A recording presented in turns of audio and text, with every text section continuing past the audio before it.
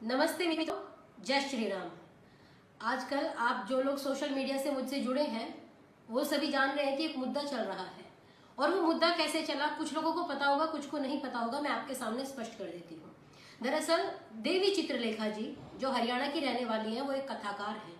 उन्होंने अपनी कथा में कहा, उनकी एक वीडियो वायरल हुई टिकटॉक से, उन्होंने अपनी कथा में कहा कि जब हमारी भागवत कथा चल रही हो, उनके शब्द बता रही हूँ, उन्होंने व्यास पीठ से बैठ कर के कहा कि जब हमारी भागवत चल रही हो और हमको नमाज की अजान की आवाज आए तो हमको अपनी भागवत रोक के, ये उनके शब्द हैं, अपनी भागवत रोक के हमको उनके अल्लाह को प्रणाम कहना चाहिए, 5 मिनट उनके अल्लाह को याद कर लेना चाहिए। क्या जाता है। जब ये वीडियो आई तो अंकुर आर्य भाई और स्वामी चिदम्बरानंद सरस्वती जी महाराज, इन दोनों लोगों ने, अंकुर भाई ने वीडियो बनाई, सत्य सनातन यूट्यूब चैनल है तो उनका बहुत वायरल हो गया। उसके बाद स्वामी चिदम्बरानंद जी महाराज वगैरह ने बहुत विरोध किया कि ये गलत है और हम सब भी विरोध में आए। तो उसके बाद उनका एक वीडियो आया और जो वीडियो जो उनका आया, जो उन्होंने बातें कही थी वो मैं आपके सामने बताती हूँ।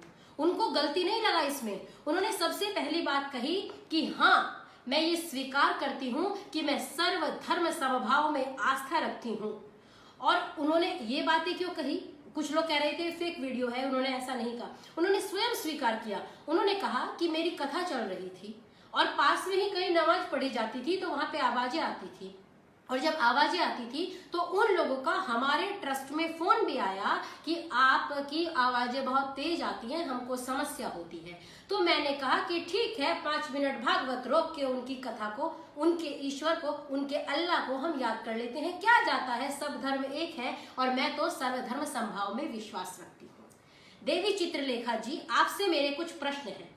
आप कहेंगे आप प्रश्न करने वाली कौन होती हैं? तो मैं ईश्वर की पुत्री हूं, जैसे आप ईश्वर की पुत्री हैं। जितना आपका अधिकार ईश्वर पे है उतना मेरा भी है। और आप चूंकि सनातन की गुरु हैं तो मेरे को भी अधिकार बनता है, मैं भी सनातन की एक बेटी हूं, आपसे कुछ जिज्ञासा कर सकूं। आपने कहा उनका फोन आया था। आप ये बताइए, नमाज तो रोज पढ़ी जा रही थी, आप एक बार ये कहती, आप तो सर्वधर्म समभाव में विश्वास करती हैं, आप हाथ जोड़ती और उनसे कहती नहीं भैया आप आज मत पढ़िए ना, आप भी आइए, सब बैठ के कृष्ण जी को सुनते हैं, सब एक ही तो है, सब धर्म एक ही तो है। जो कृष्ण ने कहा वही अल्लाह कह रहे हैं, आपका ही कहना है। तो आप ये बताइए आपने उन्हें बुला क्यों नहीं लिया? दूसरी बात, आप अगर चलिए नहीं बुला पाई, मैं मानती हूँ, आपको क्या करना था? आप ये कहती भैया नमाज पढ़ लो, आज माइक रहने तो, आज हम लोग कथा कर रहे हैं, आप नमाज पढ़ के आओ, हमारे यहाँ भी कथा में आके बैठ जाना। लेकिन आप ऐसा नहीं कर पाई। क्यों? क्योंकि आपको पता है कि वो आपकी बात नहीं सुनते, और अगर नहीं सुनते, आपको पता है कि वो स्वीकार नहीं करते, लेकिन उसके बाद भी आपने कहा नहीं नहीं मैं सर्वधर्म समभाव में विश्वास करती हूँ। तो देवी जी, आप भागवत के मंच से बैठ करके, आपको भागवत करने बुलाया गया है, किसी और मजहब की कथा करने नहीं बुलाया गया। आपको पैसे भागवत के दिए जा रहे थे, किसी और मजहब के गुणगान करने के लिए नहीं दिए जा रहे थे। तो अगर आप व्यास पीठ पे बैठ के किसी और मजहब का गुणगान कर रही हैं तो मुझे ये बताइए, सभी लोग, आप सभी देखने वाले, सुनने वाले लोग बताइए, क्या व्यास पीठ की मर्यादा यही है कि आप किसी भी मजहब का गुणगान करें? आप व्यासपीठ की मर्यादा बताइए। और जब सर्वधर्म समभाव में विश्वास रखती हैं तो चलिए फिर आपके साथ हम भी चलते हैं, अन्य मजहबों के धर्म स्थलों में चलेंगे और वहां जाकर के आपकी कथा को सुनेंगे और सुनाएंगे। अगर नहीं कर सकती तो फिर हमको ये घुट्टी पिलाना बंद कीजिए। क्यों? क्योंकि आप लोग महलों में रहते हैं, कभी धरातल पे उतर के देखिए समस्या क्या हो रही है। दूसरी बात, आपने कहा कि चैतन्य महाप्रभु जब थे उन्होंने कहा कि कोई धर्म नहीं, सबसे बड़ा वो व्यक्ति है जो सबको प्रणाम करना जानता हो। तो देवी जी, आप एक बात बताइए, सबको प्रणाम करने का आपने कहा है, क्या अजमल कसाब को प्रणाम करें, अफजल गुरु को प्रणाम करें, जो अभी कुत्ते की मौत मारा गया, उस आतंकवादी दुष्ट जिसने हमारे सैनिकों को भी बलिदान होना पड़ा, उस नायकों को प्रणाम करें? आप ये बताइए, सब में किस किस का दायरा है? गो भक्षकों को प्रणाम करें, जो गाय को काट के खाते हैं उनको भी प्रणाम करें, जो गाय का अपमान करते हैं, केरल में 20 सड़क पे गाय काटी, उनका भी सम्मान करने लग जाए। किस किस का सम्मान करेंगे हम? क्या सबका? आपने कहा सबका सम्मान करो। आप ये बताइए, जब चैतन्य महाप्रभु हुए, आपने फिर रामायण का उदाहरण दिया कि रामायण में कहा सबको समान दृष्टि से देखिए। आपने भगवत गीता का उदाहरण दिया कि कृष्ण जी ने कहा सबको समान दृष्टि से देखिए। मुझे एक बात बताइए, आप तो इतनी बड़ी कथाकार हैं, आपने कहा शास्त्रों की बात कर लेते, आइए मैं आपसे शास्त्रों की बात करती हूँ। अगर शास्त्रों की बात है, आप ये बताइए, जब रामायण थी, महाभारत हुआ और चैतन्य महाप्रभु हुए, तब धर्म कितने थे बताइए जरा? क्या सनातन के अलावा कोई था इस सृष्टि पे? हमने रामायण देखी, हमने तो कोई और देखा ही नहीं, केवल एक ही धर्म है सबका, वैदिक धर्म, सत्य सनातन वैदिक धर्म है। सभी आर्यपुत्र का संबोधन कर रहे थे, पूरी रामायण आप सबने देखी होगी। और अगर सब एक थे, एक ही धर्म था, तो उन्होंने कहा सबको समान दृष्टि से देखो। अब एक मेरी आपसे प्रश्न है, जब श्री राम जी को, मर्यादा पुरुषोत्तम श्री राम जी को विश्वामित्र लेने आए थे, तो उन्होंने कहा था कि मेरे यज्ञ करने में कुछ राक्षस विघ्न डालते हैं, तो आप आइए और उन राक्षसों को भगाइए, ताकि मैं आसानी से बैठ करके यज्ञ कर सकूं, आराम से यज्ञ कर सकूं, राक्षस विघ्न न डालें। तब श्री राम ने एक प्रतिज्ञा की थी कि निशिचर हीन करऊं मही, भुज उठाए प्रण की नहा, मैं इस पृथ्वी को राक्षसों से विहीन कर दूंगा। मैं ये भुजा उठा करके प्रतिज्ञा करता हूं। आपने ये क्यों नहीं बताया? उस समय राक्षस दूसरे थे, आज राक्षस दूसरे हैं। समय वही है, बात वही है। उन्होंने भी उन राक्षसों का नाश किया था। अगर राम जी सर्वधर्म संभाव की घुट्टी आपसे पढ़े होते, तो मर्यादा पुरुषोत्तम श्री राम 7 समंदर पार जाके रावण को उसकी औकात बता के नहीं आते, जिसने माता सीता पे गलत दृष्टि डाली। आप बताइए किस सर्वधर्म संभाव की बात कर रही हैं? आपने कहा भगवत गीता, भगवत गीता मैंने भी पढ़ी है, मेरे सामने रखी है, वेद भी रखे हैं, जिसका प्रमाण देंगे उस प्रमाण से मैं आपसे बात करूंगी। आपने कहा भगवत गीता में कहा सबको समान दृष्टि से देखो। मैं भगवत गीता को पढ़ती हूँ और मैंने पूरा अध्ययन किया है, आप आए तो बात कर सकते हैं भगवत गीता पे बैठ के। भगवत गीता में मैंने पढ़ा, जब अर्जुन ने कहा कि मैं नहीं लड़ पाऊंगा, भैक्षमपि हलोके, अगर मैं अपने गुरुओं को ना मारूं, गुरुन आहत्वा ही महानुभावा यच्छ्रेयो भक्षुम भक्षमपि हलोके हत्वार्थ कामास्तु गुरु निहैव भुंजीय भोगा रुधिर प्रदिग्धान। उसने कहा मैं अपने गुरु को नहीं मारूंगा। महाभारत के युद्ध में जब सब खड़े हैं, उसने कहा मेरे गुरु लोग हैं, मैं कैसे लड़ूंगा? तो मेरे को अगर इनको ना मार के मुझे भिक्षा भी मांगनी पड़े तो भी मैं ये हथियार नहीं उठाऊंगा, मैं अपने अस्त्र नहीं उठाऊंगा। तब श्री कृष्ण ने उसको कहा था कि अगर लड़ेगा, अगर संघर्ष करेगा और विजयी होगा, तो तुझे लोग सम्मान करेंगे कि एक योद्धा का कर्तव्य था मैदान में डटे रहा, तू डटा रहा। और श्लोक की पंक्ति है, स्वधर्मे निधनम श्रेयः परधर्मो भयावह, अपने धर्म में मर जाना भी श्रेयस्कर है। एक शब्द से आप ये समझी नहीं, स्वधर्मे निधनम श्रेय का मतलब समझाइए आप कि स्वधर्मे निधनम श्रेय किस लिए आया? क्यों आप लोग ऐसी कथाएं सुना रहे हो? तुम भी रो, हम भी रो। अरे कृष्ण जी का वो स्वरूप बताइए कि महाभारत के युद्ध में जब दुर्योधन जैसे दुष्ट ने उनको सोचा कि इनको बंदी बना लिया जाए, और भरी सभा में उनको कहा कि आप भोजन करने चलिए, उन्होंने सोचा बंदी बना लूंगा, तब भरी सभा में खड़े होकर सत्य बोलते हुए योगीराज श्री कृष्णचंद्र ने कहा था कि किसी के घर भोजन संप्रीति भोजनानि अन्नानि आपद भोज्यानि वा पुनः न संप्रिय से राजन न चापद गता वयम। किसी के घर भोजन 2 अवस्थाओं में किया जाता है, या तो उससे प्रीति हो और या उसको बहुत सम्मान हो, या मेरे ऊपर आपत्ति हो। तो प्रीति मुझे तुमसे है नहीं। भरी सभा में कृष्ण जी इतना सत्य बोलने का साहस करते हैं और आप लोग उनके नाम पे क्या कर रहे हैं सोच लीजिए।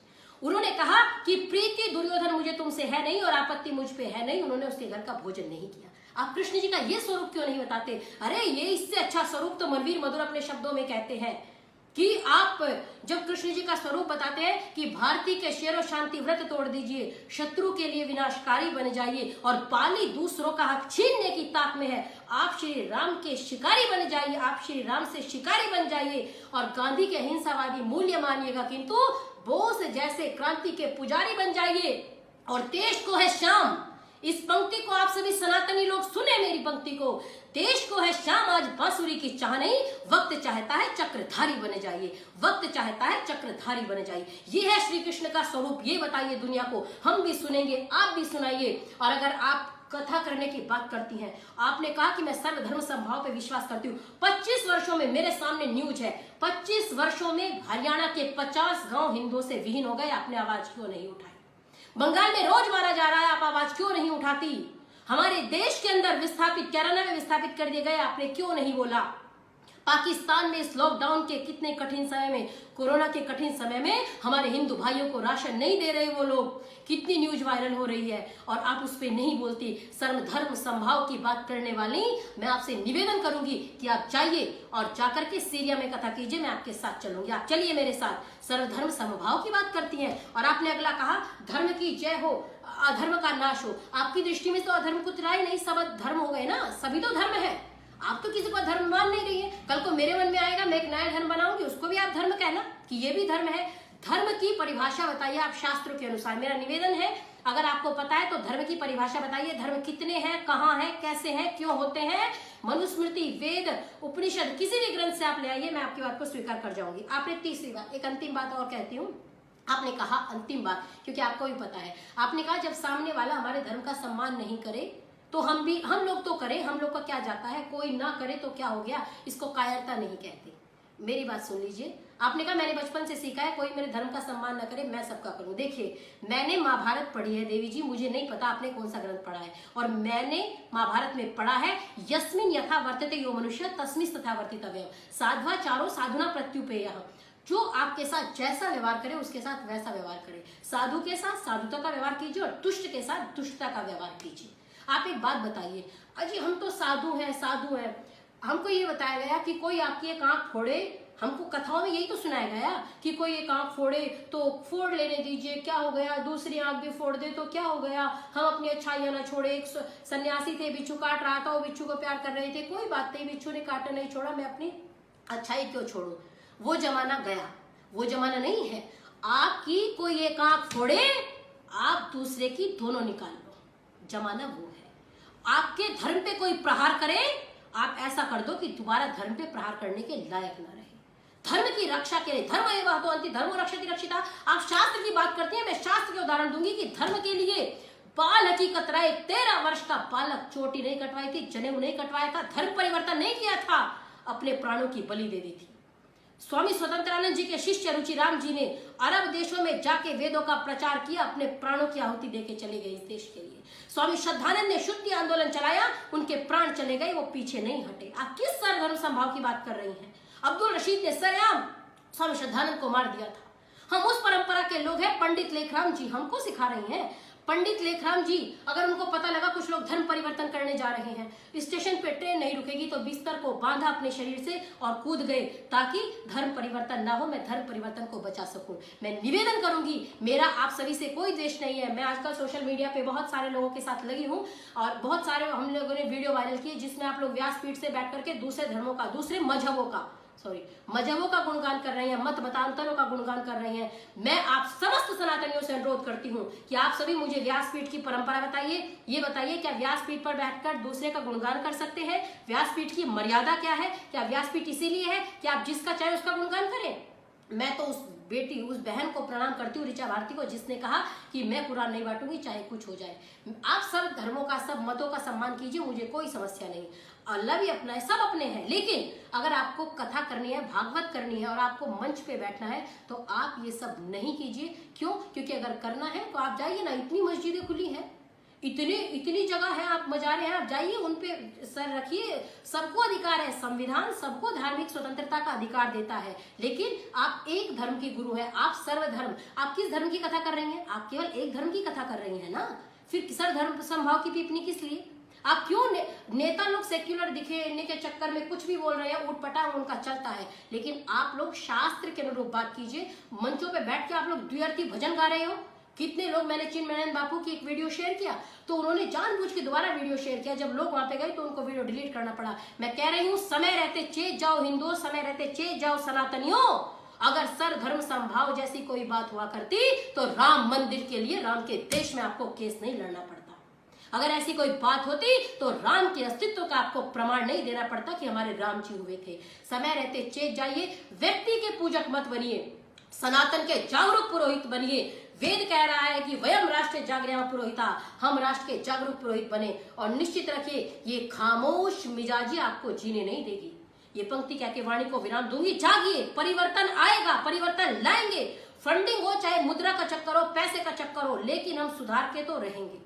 याद रखिए, ये खामोश मिजाजी आपको जीने नहीं देगी। अगर जीना चाहते हो तो कोहराम मचा दो, अगर जीना चाहते हो तो कोहराम मचा दो। जय श्री राम, जय श्री राम, जय श्री राम।